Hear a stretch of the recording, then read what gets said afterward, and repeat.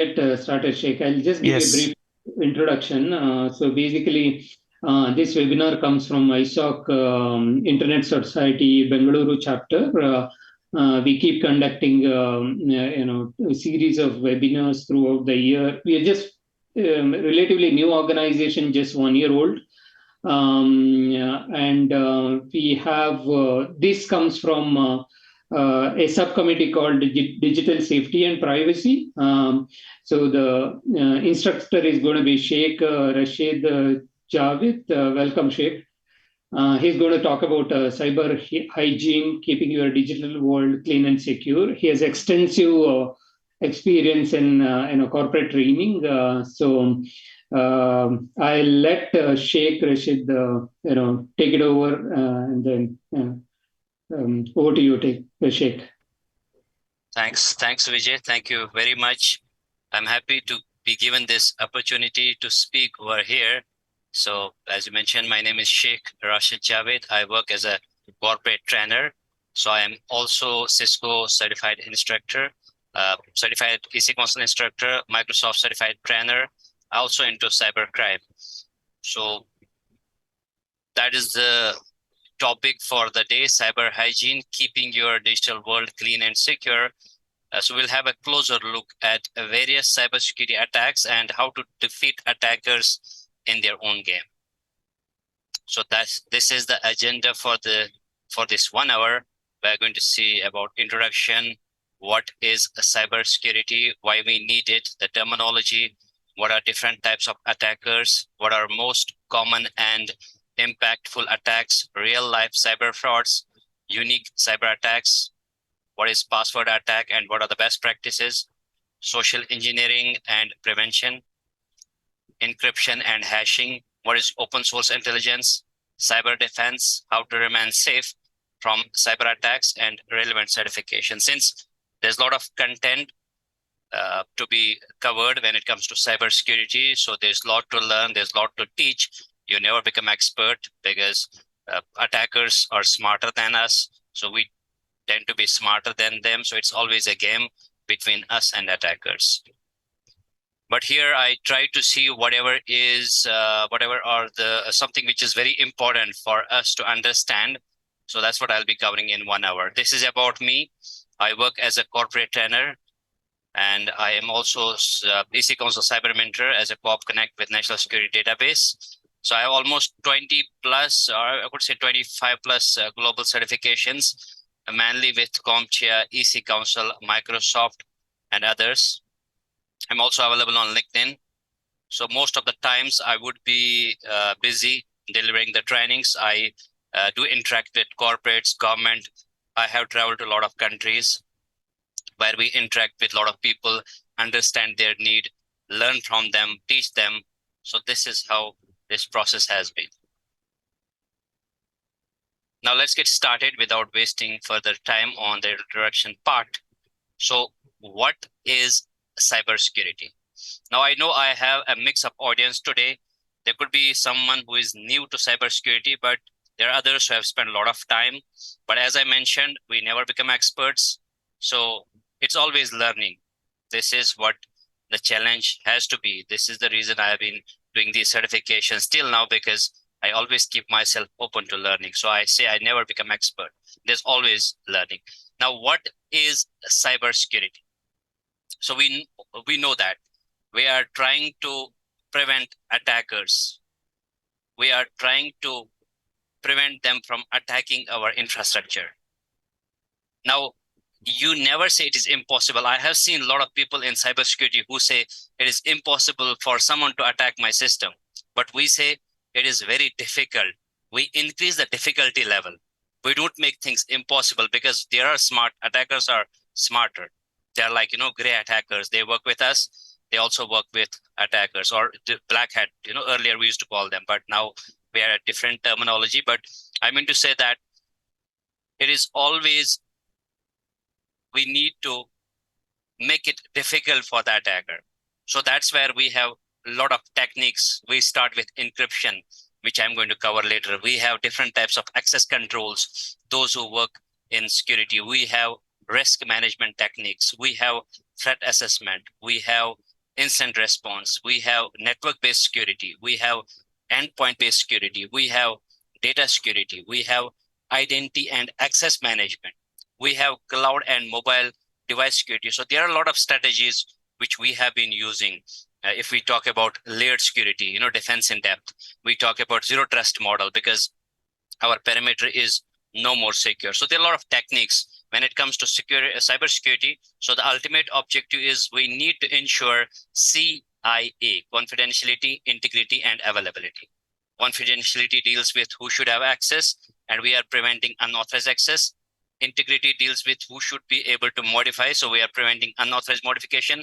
Availability, to make it available to users, authorized users, whenever they need it. So that's what we need to ensure in cybersecurity: CIA, confidentiality, integrity, availability. There's also non-repetition, there's authenticity, but this is very important. Now, why we need cybersecurity? So it is very important because whenever we see the attacks, we need to see where we are. Are we ready enough? See, any organization can be attacked. It could be Facebook, it could be Twitter, it could be LinkedIn. Any organization can be attacked, but the challenge is that how they respond to that attack. What is their RTO? What's their MTD? What is their mean time to repair? What is their RPO? What is their maximum tolerable downtime? What is their work recovery time? So that's very important. So how they respond to that attack.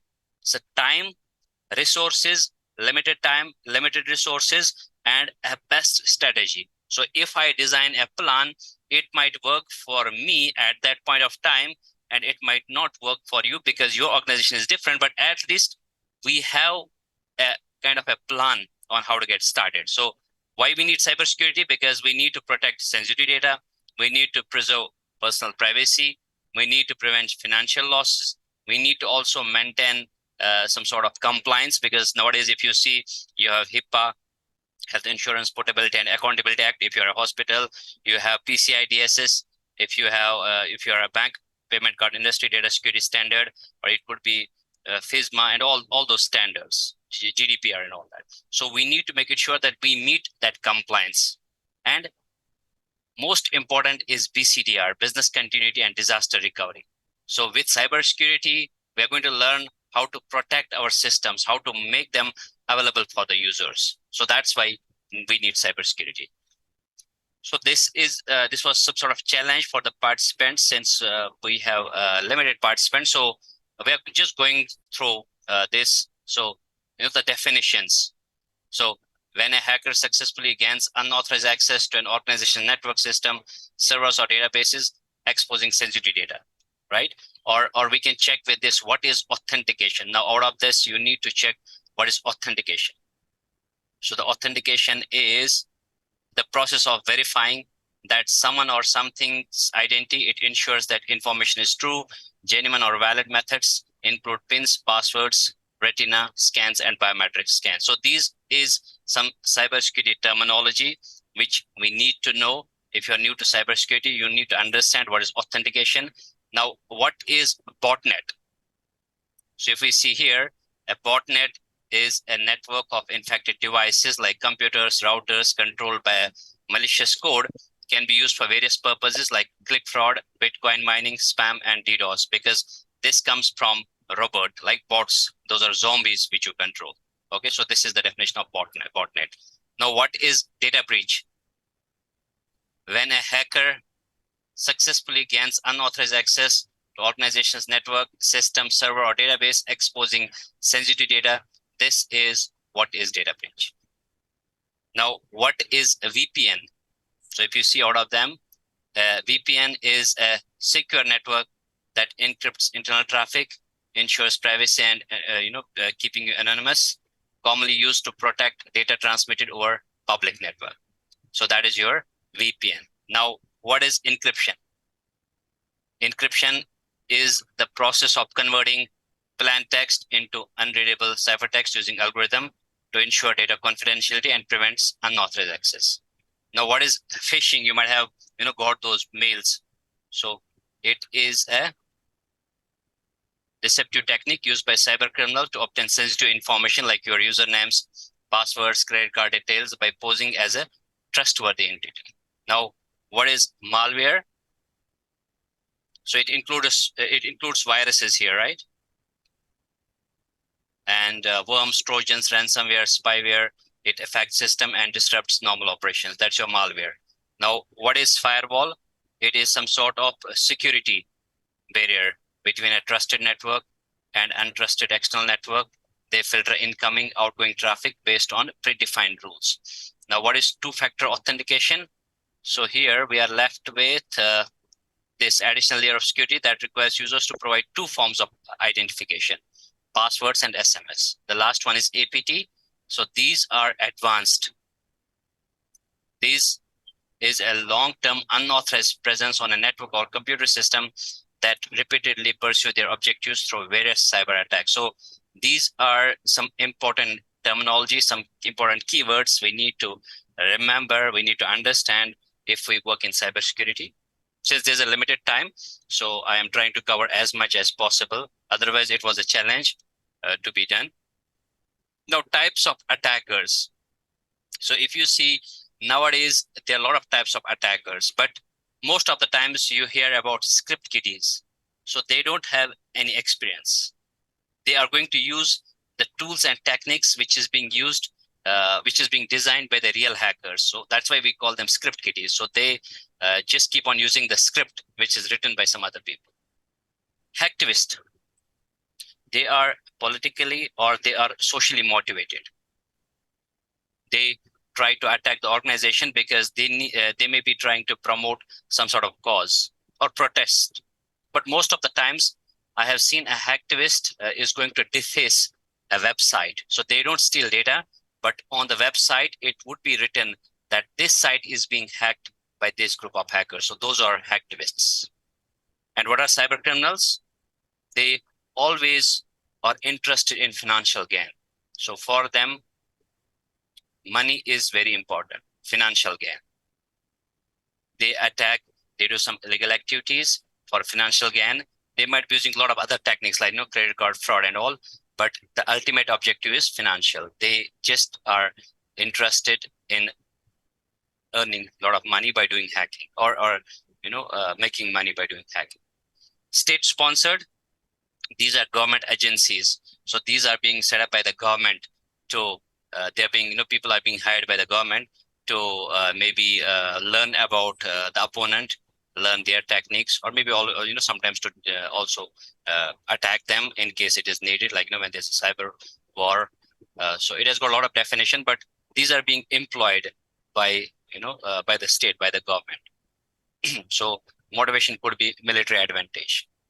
Insiders, these are our own employees or those who have authorized access. This could be some vendors, but we have given them some sort of access. So they are within the organization. Most of the times, these are disgruntled or unhappy employees who are within our company. So we need to check them.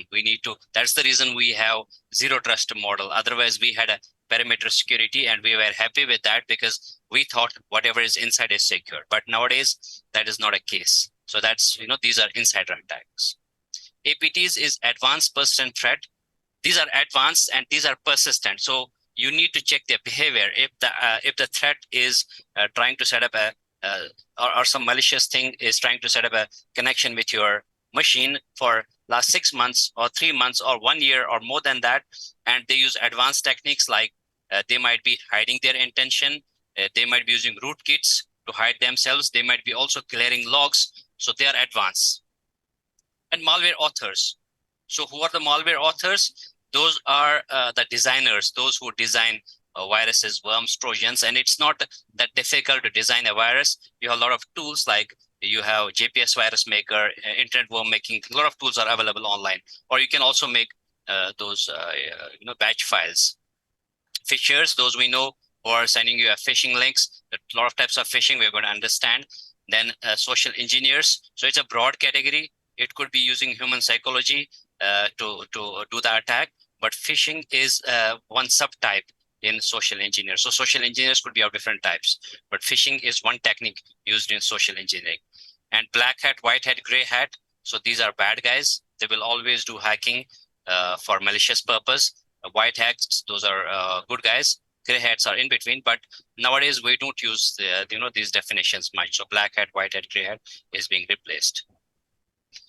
Now, what are the most impactful cyber attacks in the history? So just to give an overview, so these are some attacks which already happened. So Stuxnet is one of the attacks you might have heard. It happened in Iran's nuclear program. So there was a lot of damage. Now you can understand if someone affects the nuclear program, what could be the result. So this is what happened in Iran's nuclear system. And then you might have heard about the WannaCry attack, which was a sort of ransomware. So it affected, I guess, more than 2 lakh computers all over the world. So what happened is they tried to encrypt the data and they were asking for ransom in form of Bitcoins to be able to make this data available to you. There was also Equifax data breach. So this also resulted in personal identifiable information, social security numbers of approx 147 million people, they got breached. And then SolarWinds supply chain attack. So this was, there was also, there's also NotPetya. So NotPetya. So it is similar to like ransomware. So it also, pretend to be like a ransomware. So it was a destructive wiper malware. And there was a loss of $300 million in this. So I'm just giving an overview. I'm not going in detail to let you know how much damage has been caused earlier with these attacks. On the SolarWinds, there was a supply chain attack. So that attack compromised the SolarWinds update mechanism. So attackers were able to infiltrate a lot of organizations, even US government, and also due to this attack. So these are the most impactful attacks which happened till now. And these are the attacks which happen in 2024. So you might know about the malware. So these are the common attacks. Now, there are a lot of other attacks, but as per the research, it has been seen that these are the most common types of cyber attacks which happen in 2024. So one is the malware, which is a malicious software. So it could be a ransomware, which is trying to encrypt your data and ask for ransom. It could be a new one, which is fileless malware, which will not affect your file, but will be somewhere running in the memory. Or there could be a spyware, which is trying to spy on you. It might also have a keylogger with it. So when it's trying to spy the websites you visit, it is also going to record the keys which you type and sends that to the attacker. Maybe it could be your password. It could be some sensitive information. So it is also adware, which is advertisements as a pop-up. It could not be malicious, but sometimes attackers combine malware with adware. We call it malvertising. So that can happen. Trojans, which look something good, but have a bad intention. Worms, which are similar to, we can say, a type of virus, but they always jump the whole network. They affect your network. They affect your resources, and you don't need to activate them. So they're self-replicating. So that's a malware. Exploits and 0 days. So exploits is some sort of malicious programs which you can design easily, because on the internet, you can search for Metasploit. So it has all those exploits written in it. So you just need to know how to use it to attack someone's computer. So it's already available there, Metasploit, and it's a very nice tool to launch those exploits. And there's also the graphical version, that's Armitage, which you can start using, or 0-day attacks, which happen only maybe there is a vulnerability which few people have seen, and they report it to the vendor. So the vendor is going to release the patch. So whatever attacks happen till that time. So why we call 0-day? Because vendor has just limited time to make this patch available. Or phishing, you guys might have seen, you're getting a lot of emails or messages or phone calls, asking you to, for some sensitive information. Or man-the-middle attack, when someone sits in the middle, we call it nowadays adversary in the middle, or on-path attack. Earlier, we used to call it man-the-middle attack. It's very easy to do this attack.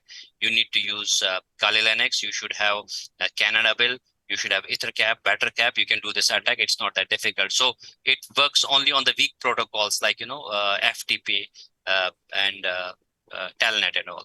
Or you can also do DNS spoofing, because DNS does the mapping of your domain name and IP. So attacker can change the cache, so that when you try to connect to some site, attacker takes you to a different site. Or ransomware, where, they're asking. So ransomware can be someone stealing your hard disk. It's not always that someone makes your data unavailable or encrypts your data, because ransomware can be someone stealing your hard disk and asking for ransom. So why we call it ransom, because they're asking for ransom in the form of Bitcoin.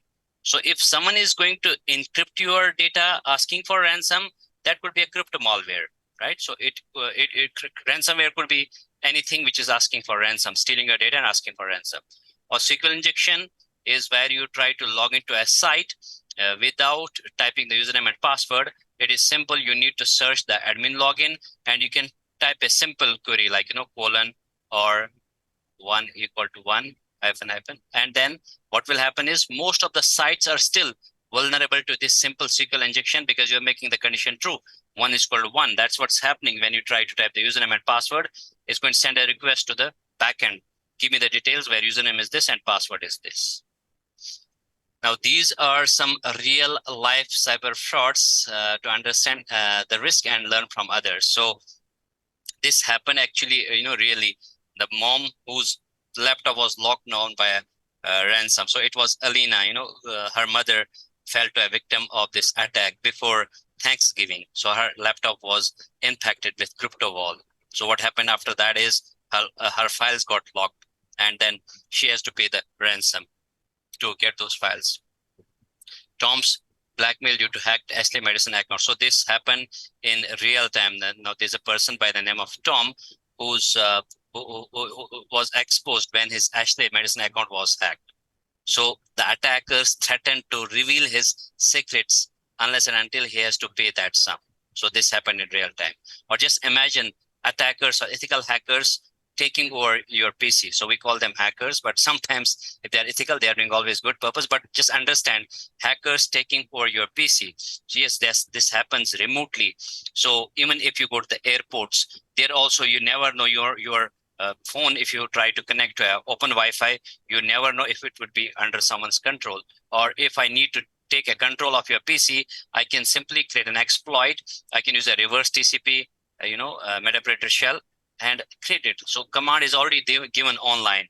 You just need the person to, you need to just make him to run this malicious thing, and his computer will be under your control.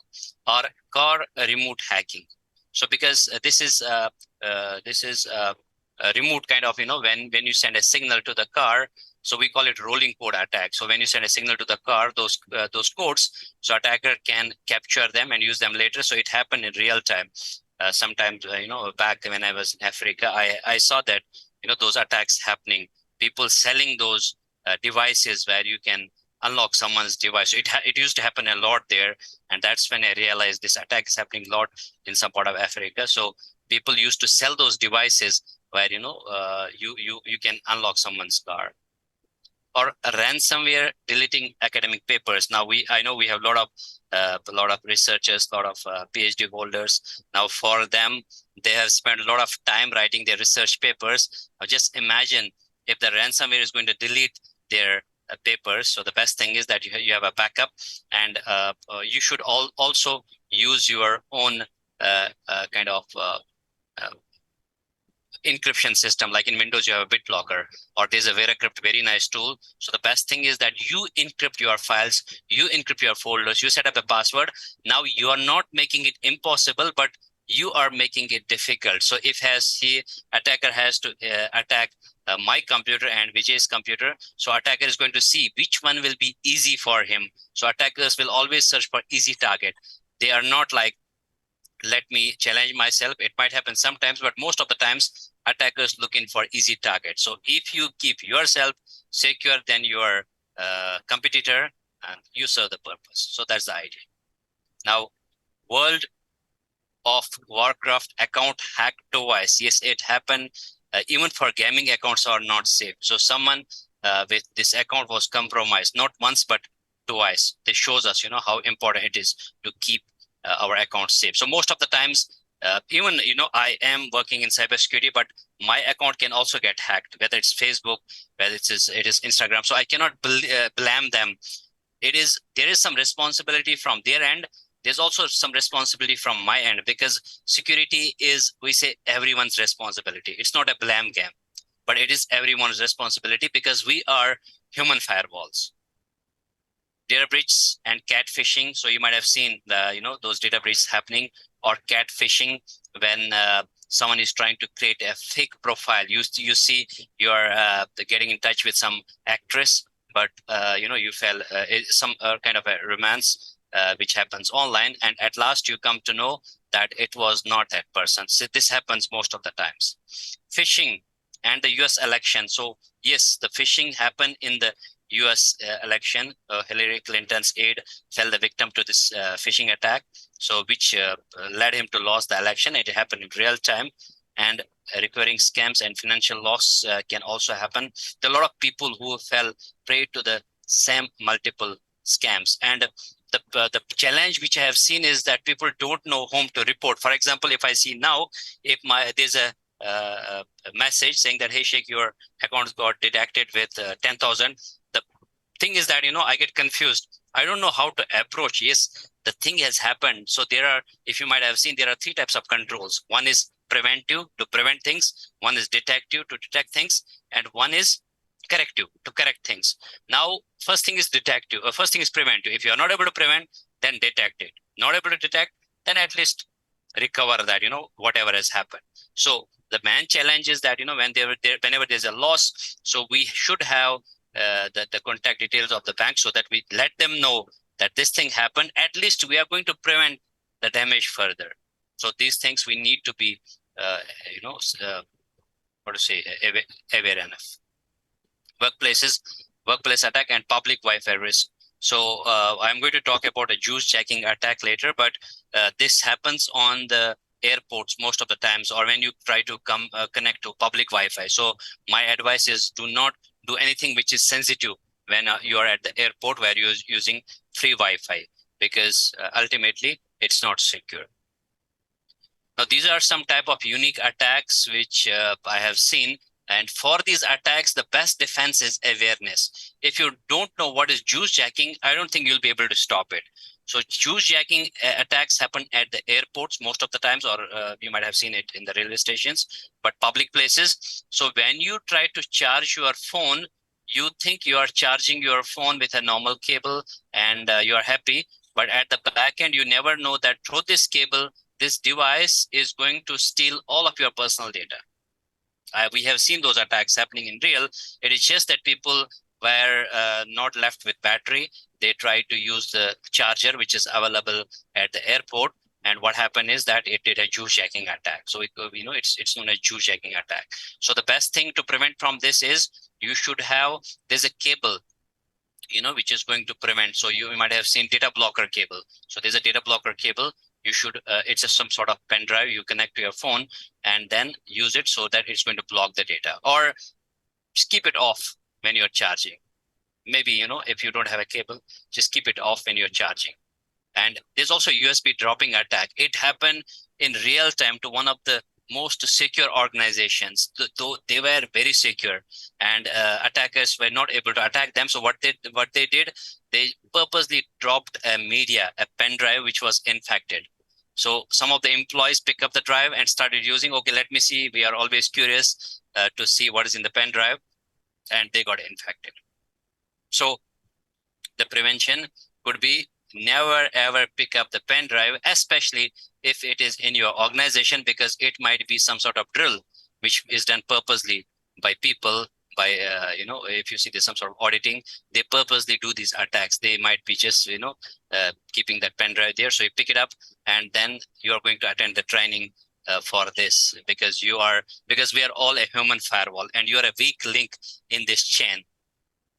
And then claim, this is click jacking attack. So it happens like, you see, hey, claim your price, but at the back end, it is going to do something else. Most of the times when those sites, they want you to kind of like their buttons, like Facebook and all that, they might be using this click jacking attacks. So it is always in the designer part. There's an X-frame options header.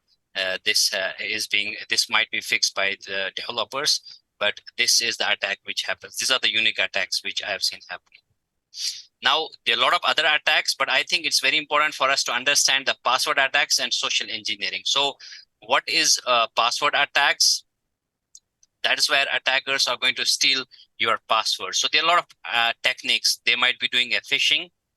Hacker is going to pretend to be from a trustworthy organization and sends you a fraud email. So there are different types of phishing.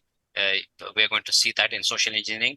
But phishing is where you're going to receive an email or a phone call or an SMS which pretends to be from your bank.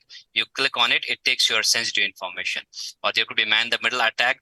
Attackers can also steal your password, like, we use Canadabil. It still works so much to do this attack. So when you try to connect to FTP server, I can set up Canadabil, poison the root, and I will be stealing your passwords. But it works only for the weak protocols or brute force attacks, where attackers, I might be using a lot of tools like, again, Canadabil to do this attack, where I try various combinations. For example, my name is Sheikh. I can try SHE at 123, SHEIK at 123, SHEIKH at 123, and SHEIKH at 12, SHEI at 1. So I try various combinations from that.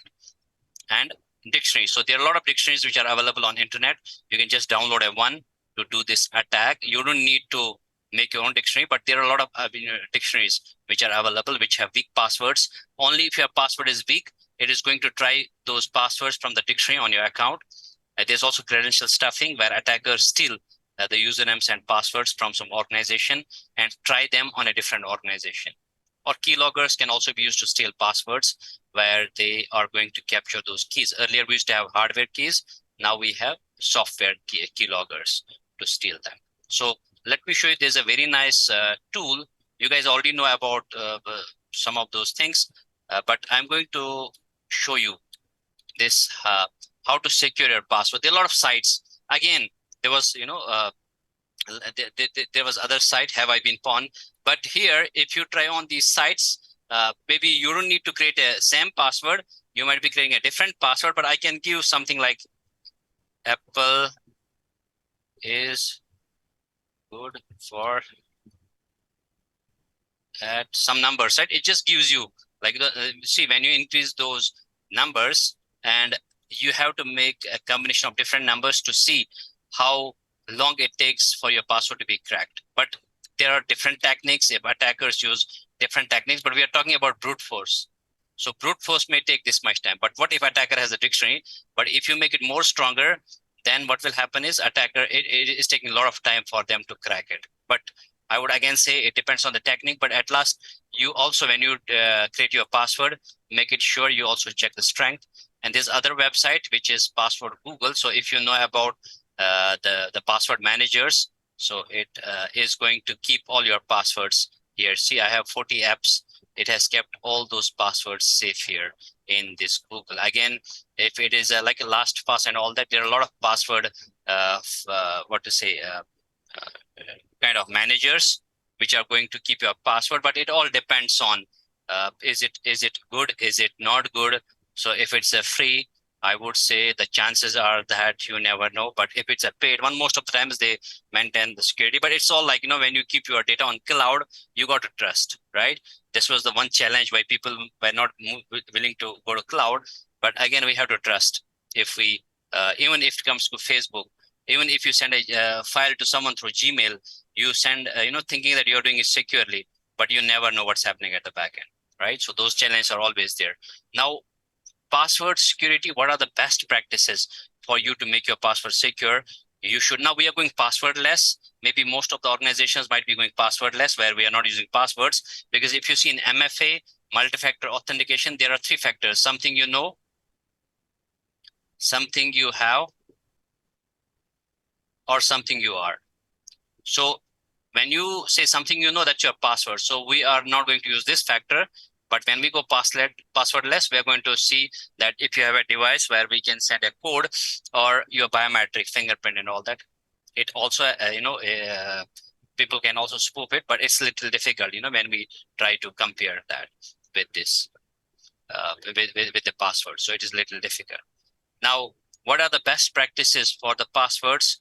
So I would say there are a lot of ways, but always use long and complex passwords. use unique password for each account. You should make use of a passphrase. So passphrase is some sort of a longer sentence compared to password. For example, if I talk about passphrase, it is blue sky, dollar, rainy day, exclamation, and 2024, right? So you can create a passphrase like this. And it is now being considered safer than the password. So you make use of passphrases, or you should use multi-factor authentication. You need to update your passwords, and you should always avoid common passwords. So for that, you need to look in what is in the dictionary. So try to download a dictionary online and see what kind of passwords are in the dictionary, and use a password manager. It all depends. Like, if you go for a free one, or are you going for paid one? What is the organization? Because when I am trying to save my cloud in Microsoft Cloud Azure, I can save it in Google Cloud. I can save it in AWS Cloud. So it also depends how wisely you choose the vendor, how wisely you choose the organization. Because when I say my cloud data in cloud is not safe, I need to say whose cloud. If you say I'm driving a car is not safe, you need to mention what brand, because they are all cloud providers. They're all manufacturers, but there could be a vulnerability in one designer that could not be in others. So when you say cloud is not safe, you need to mention which cloud, right? So here also, when you try to buy a software, you need to check which vendor. So check for breach and always stay informed. So those are some best password practices. And now comes to social engineering. So what is social engineering? This attack happens on the human, someone pretending to be very good and trying to make a relationship with you and trying to misuse. That happens most of the time. So my advice is never trust anything. If someone is trying to help you in real life, just understand why they are helping you. And being in this field, I would say it is not your knowledge, it's not your technical things which makes you to defend those attacks, but it is your mind, it is your logic. And you can stop at least 99% of those attacks if you apply a logic. So if someone sends a link, just try to see why he's sending that. If someone tries to make a relationship, right? But I know we tend to kind of not check those things. We take them casually, but we are going to stop a lot of those attacks if we apply a logic. It should be in our mind. So for example, if you see here, social engineering. So I already discussed, we have phishing, where so when you say phishing, you are getting an email which comes from your bank. That is phishing. Because if you are getting a voice, someone is calling you, we call it phishing, voice or IP phishing. When someone calls you, or when someone sends you a text, we call it smishing, SMS-based phishing. So these are different types of phishing. Or it could be a whaling, when someone is trying to attack a CEO, CTO, CFO, C-suite officers, because they have a lot of information. It could be whaling, or it could be also baiting, when you create some sort of free bait, a free download in exchange for some information. For example, you might offer a free software. So that could be a baiting. Or I've also seen a diversion theft. So diversion theft happens in public. Attacker is going to engage you in some conversation. I have seen those attacks happen in real time. Like there's a fight where people are going to, keep fighting with each other to kind of, drag your attention at, they might be taking your bag or something, because they might be stealing your phone, snatching your phone, but they keep you busy with something. So that happens in real time. We call it diversion theft. So this can happen in public, where attacker is going to engage the victim in some sort of conversation. Hey, can you help me with the address? That's, you might have seen that, when they snatch, I'm not talking about cyber attacks, but real attacks, when they snatch those chain, they just, talk about something. Hey, can you help me with this address? Or can you help me with a glass of water? And they do those attacks. So this happens in cybersecurity also. We call it diversion theft. Or business email compromise. Your email gets compromised. Smishing, pretexting, creating a text, making a story. I've seen there's a group of people who create a story, in real time. There's a group of people, a family, who says that they were in a train and something happened to them. So they create some sort of story. So you can pay some money to them. So it happens in cybersecurity also. Those attacks happen here also.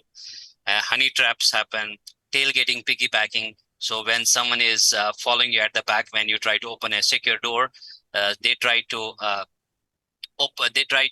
enter that door because you open it. Now, in the organization, if you open the door, I would say you should also close that. Now, we think that our responsibility is opening the door when you work in the organization, but our responsibility is also to close that door, because if you keep it open for a few seconds, someone might pass the secure area, and it is you who is to be blamed because they used your access. And these things you need to be very cautious when you work in an organization. Or I would say, if organization is doing anything for you, you should also do something for them.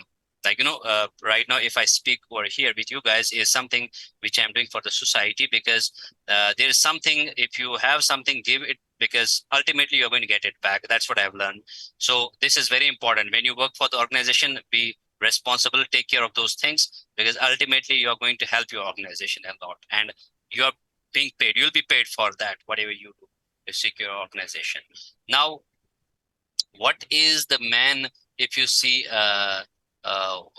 solution or how to prevent from social engineering, I would say the best thing is awareness, education and awareness. Learn about various attacks. Like you guys, most time you might not have heard about juice jacking or media dropping. So stay informed. Check those attacks, what they are. Check your email communication. When you send an email, when you receive the email, make it sure you're not getting a spam.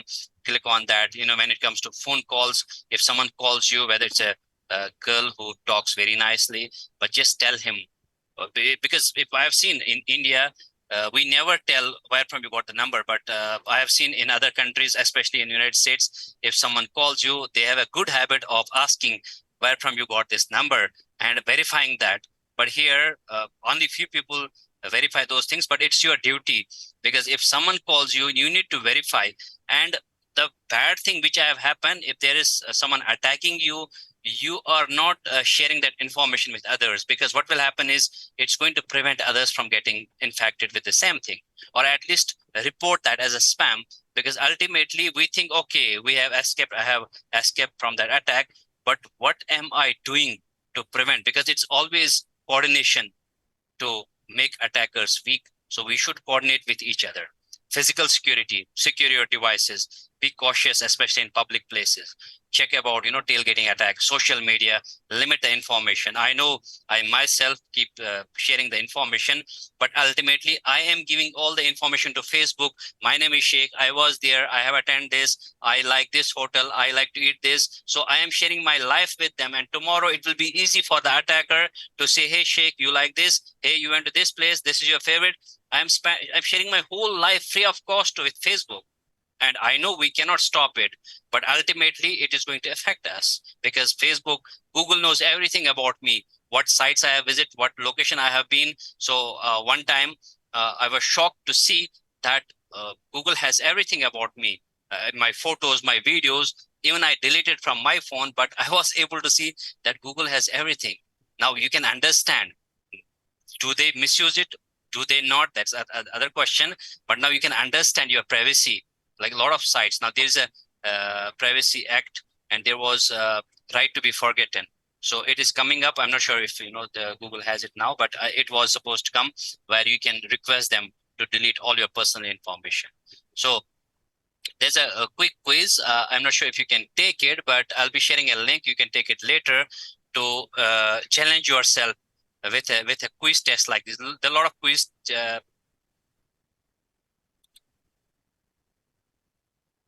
Okay, there's a question. I'll answer all those questions. I see there's a question in the chat, but this is a phishing link. There are a lot of sites which you can visit for doing this phishing test, and this is one of the links where you can challenge yourself. And this is a very nice tool if you learn about Kali Linux. I'm talking about certifications. So you'll be using this tool to do the attack. What is role of encryption? Yes, encryption is going to make your data secure, because I'm going to show you how.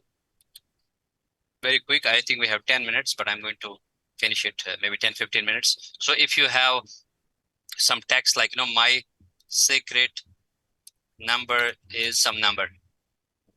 Okay, so you are just trying to encrypt it. See, there's also a custom key. If you want to type a key, it is up to you. So the key is like 3333, or I will queue 090909. Okay, and I encrypt it. Now this is encrypted text. So this no one understands, but this is a plain text, anyone can understand, but this no one understands. So if you send this to the other person, he should have a key, because if you try to decrypt it, there's an error. So decrypt with the same key, 090909. Okay, you'll be getting back the same key. So this is key. This is symmetric. There's also asymmetric, which you can test yourself. Asymmetric encryption online. Okay, so asymmetric encryption online. Okay, so you have again the same tool. So you're using a key pair. So I'm going to share a link in chat so you can test yourself, because I'm trying to cover whatever is in the slides, not trying to spend more time on this. We have just limited time. So this is encryption. You take a plain text, you encrypt it, you're getting a ciphertext, and you decrypt it to get the plain text back. Now there are two types of encryption. One is your symmetric, where you'll be using the same key, and one is asymmetric. And there's a very nice crack station where you can try to, because when we talk about hashing, so let's assume you calculate a hash very quick, MD5 hash online. So this is your MD5 hash line. You can generate a hash for something. Now this is to give you an idea. If you keep a weak password, let's assume my app. This is my password. Okay. Now I'm just going to calculate a hash for this. Okay, and there'll be a MD5 hash. Now if I go to crack station, let me check if I can break it, because they have the rainbow tables at the back end. And if you see here, it is a weak password. Okay, so let's do some salting. Okay, so let's make it a little bit strong. Let's this is the so I'm just adding some numbers here. This is the use of doing salting. I'll generate a hash, and if I copy it, if you just try to break it, it might be difficult. I never say impossible, although there are a lot of people who say impossible, but I never say impossible, especially when it comes to attacking. So now if you see here, you can just break it. You cannot break it because it's being secure, because if you do download rainbow table online, and now you can see what's the size of those rainbow tables. Like, download rainbow table. There are a lot of sites which you can see here to give you an idea. Just check those rainbow tables and see what is the size of those rainbow tables. That's the reason they cannot keep everything in the rainbow tables, because of the size, which you can check. They are very, very huge in size. Now, OSINT. So OSINT is open source intelligence. Let's see. Okay, we have just 1-2 slides. Open source intelligence. So here you're getting information from open resources. Like there are a lot of resources which are available to you. You can look in for, that's what we call open source. Now there are a lot of tools, but I would say I like this site here, which I'll be sharing, so that once you go to this site, there are a lot of other sites which are available there. So it will have all those tools. So I'll be just sharing this link in chat, so that you can do a little bit research on open source intelligence. Because if you see, this has a resource list, this has tools, this has collection. So let me go to tools here, and here you can find a lot of nice tools, depends on what is your use. For example, you see here a lot of those sites here. So in the slide, if you see, I had given a challenge, but again, there's a limited time, but I'll just show you a little bit, just 2 minutes. On how you start doing it. For example, it's asking find the location from the IP address. So it is just giving me the IP address. I need to get the location from this. So let me try to open it. Now I have a site, there are a lot of sites like IP to location. Okay, to find the location of something. So I can here, and there are a lot of other sites, and I can check someone's public IP location by typing the IP address. I'll be getting his location. Or I can find a vendor, Mac vendor, find Mac vendor. So you can just go to any site here. From the Mac address, you can find who has designed this Mac. Or there is other challenge, RAR. Okay, to get the subnet, of any particular IP address. For example, if I let's assume I type this IP address. So I'll be getting all the subnet related information. So in short, I mean to say that tools are already available there for attackers. This is public resources. There's also another very nice tool, Multigo, which you can use, but this is open source intelligence. You have all those websites available. You're just looking for the information. That's what attackers do. They use a lot of those techniques to do the attack. So this is the first step they do when they need to launch the attack. So incident response, this is cyber defense. Incident response is a very important step because when there's an incident, you need to know how to respond to that incident. For example, first thing is you prepare for potential incidents. So these are standard steps. Then you identify what are the threats. Then you contend that. So first you need to prepare yourself, the team and everything. Then you need to identify, prioritize, check what is the incident. Is it local? Is it remote? All those things. And then contend that, prevent others from getting affected. Then you try to remove that threat. Then you try to recover and restore your systems. Then you learn. This is what we call lessons learned report. You learn from the incident. So if you made a mistake, you're not going to repeat that. And ongoing test and all that. So same goes for forensic investigation. So when you try to investigate someone's computer, if it is involved in some crime, so these are some steps like investigation, preparation, evidence identification, collection of the evidence preservation, information analysis and reporting. So for incident analysis, there are a lot of certifications, but there is EC Council certified incident handler. If you want to know more about incident handling, if you want to go for digital forensics, there's CHFI, computer hacking forensic investigator from again EC Council. And for threat intelligence, this is certified threat intelligence analyst. Okay, so if you want to spend more time on, because threat intelligence is a very new topic. So when it comes to forensics, you need to use proper tools. You need to use proper lab. You should be certified. Otherwise, this evidence will not be accepted in court. You need to maintain chain of custody. You need to, do a lot of documentation and everything to make it sure that this case will be accepted in court. And when it comes to threat intelligence, there are a lot of sites which share, like, ISOC. Is in India we have ISAC, in government also, different countries, they have their internet sharing analysis centers. They share that information, or you have a lot of sites which where you can get that process information. So because we are being proactive, earlier we were reactive. When a virus comes in our network, we get an alert and we deal with it. But now we're being proactive. If it attacks your network, how to protect my network from that attack, right? And the last, before we discuss the certifications, is about how to remain safe. So there are a lot of ways, but I would say always use strong passwords, have two-factor authentication, keep your softwares updated, and be aware of phishing scams. Use antivirus softwares, secure your Wi-Fi networks, be careful with your personal information, make it sure that you're not sharing sensitive information, something which you will be thinking later. So make it sure. Even I've seen a lot of people capturing videos nowadays, even in the families. So my suggestion is that you might be earning a lot of money right now as a TikToker, as a YouTuber, as a social media influencer. But again, you will not be able to delete those things. It could be your family personal things which you cannot delete later. So think about that also. Educate yourself and others. Secure your mobile device. So there's not only one safety, there are a lot of safeties, and whatever techniques I use, they might work for me. Whatever techniques you use, they work for you.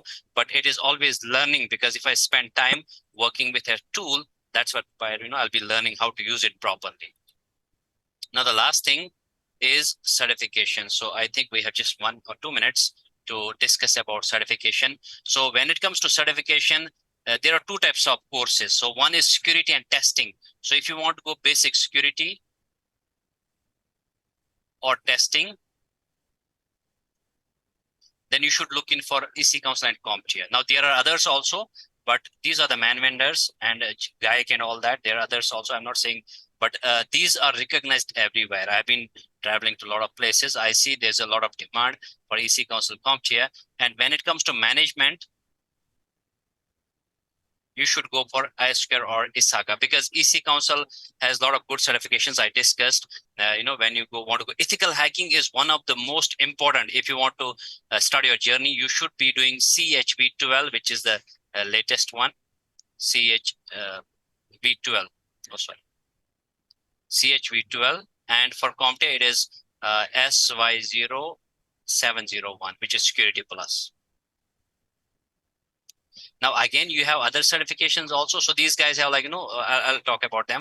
But the EC Council has ethical hacking. They have CND, Certified Network Defense, if you want to go on defense side. If you want to go in incident handling, they have a certificate. Forensic investigation, they have it. Disaster recovery, they have it. Encryption analyst, security specialist. So they have those certifications. But if you want to go in CompTIA, they have IT fundamentals, they have A+, they have Network Plus, they have Security Plus, they have CYSA Plus, they have Pentest Plus, they have CAS Plus, so related to cybersecurity. But if it comes to ISOC or ISACA, once you're done with any of those basic certifications, you might be wanting to move into ISACA ISOC. You might be doing CISM, CISO, CISSP, which is at the S level right now, CISSP, or CISM or CISO. So SSCP and all that. But first thing is, since you're going to start, so my suggestion is out of them also either go for ethical hacking or go for Security Plus, to get started. Right. So this is it. There was a lot, but I thought of covering the important things here since we had a limited time. I know it's Monday, so thank you very much. Yeah, I think Sheikh, there was one question on the chat. Right. Do you want to address that? Yeah, let me check. I saw that, but yeah, what was that? Shubham says, brute force is trackable, like attacker might disclose his location. Yeah, Shubham, this is very interesting question. Is brute force trackable? Now, it all depends on how smart that attacker is. For example, if I do a brute force attack in my system, and if I use a tool, but what if I use a lot of techniques? I tend to be anonymous. For example, I use anonymizer. Or what if I use a proxy switcher? I keep switching proxies. I'm not talking about one proxy, but I use multi-proxy bencher where I keep changing my proxy randomly. I use a Tor browser. I use a VPN. I use proxies. So in that case, if I'm spoofing, pretending to be someone else, because attackers are being very smart. So at that time, Shubham, it is very difficult for you to catch them because there's something which we call anti-forensics, because attackers are very smart. They purposely deviate us from, when you do a real forensic thinking that you have got the culprit, but there's a deviation, you come to know about it later. But at that time, it is very difficult. Thanks, Sheikh. There is one other question from Swastik. Are hacktivists and cyber terrorists same because both of them have a motive to attack a government or an organization? Right. So the intention is different because for hacktivists, I have seen most of the times they try to deface your website. We have not seen them stealing your data, but they just want to prove themselves. Like most of the times, if your government site has something written on it, like your site is being under this group, so they just want to show their power. They deface your website.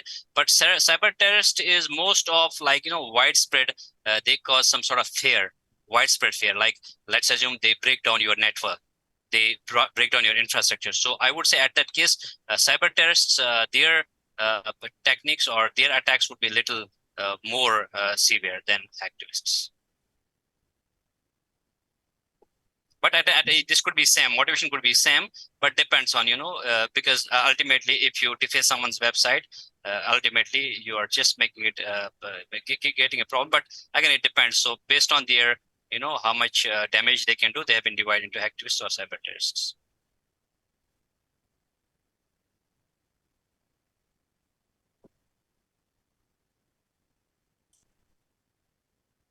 I think that's about it. We are 5 minutes past the hour. So if there are no other questions, then we can just call it a meeting. Sheikh, I sincerely, on behalf of Internet Society Bengaluru chapter, I sincerely want to thank you, Sheikh.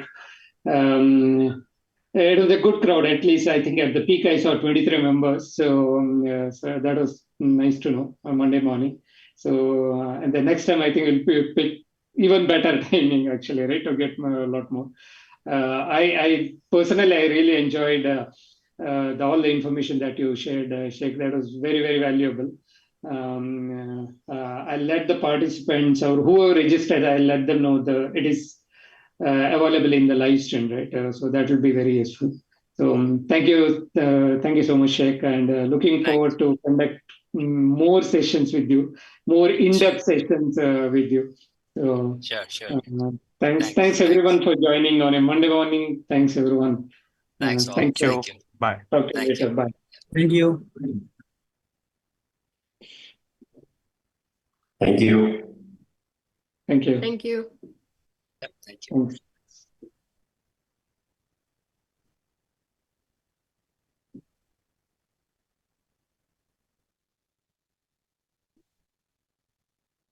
And Jolly, thank you so much. You're there. We can close the bridge.